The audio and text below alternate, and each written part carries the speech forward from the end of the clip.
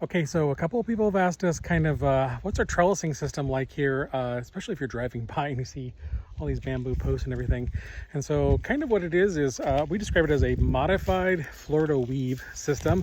And so we do grow all of our tomatoes in rows. See, we've got about 70 plants per row and a 50-foot row. And at the end of each one, we've got a T-post that we pounded in pretty deeply, a little deeper than we normally would.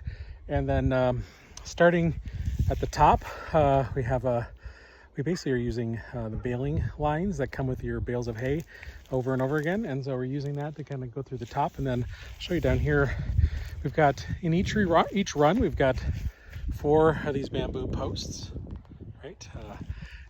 So we've got 4 of those, and then you kind of see it's kind of tied around there a little bit, and then we go all the way through, and then I pull it really tight, like as tight as I possibly can without breaking it. And then once we have that top line established, go ahead and do the bottom, and you'll see kind of starting at about a foot off the ground or so. I'm basically just going through and pulling up all of the tomatoes and then going to each of the bamboo posts. You can kind of see we go around the post there and yeah, all the way down the line, and again make it as nice and tight as we possibly can. And then I just add as the plants grow, we just keep adding more lines of this, and yeah, we go from there. And then at a certain point in the summer, the plants will start to get really heavy and these will start to lean over, these bamboo posts. We noticed that last year, and so I've kind of got them all lined up this year, kind of in a dorky kind of way. That's just kind of my systematic brain. And then we're actually going to tie them all together at the very top.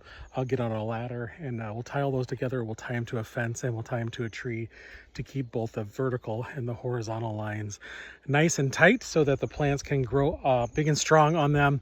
So that's our plan for tomatoes this year. We're calling it a modified Florida weave, because if you look up Florida weave on YouTube or whatever, you'll see a lot of people using the Florida weave, but we're modifying that a little bit, primarily just by putting the T-post at the end of each one, just to make it nice and strong, something to hold on to.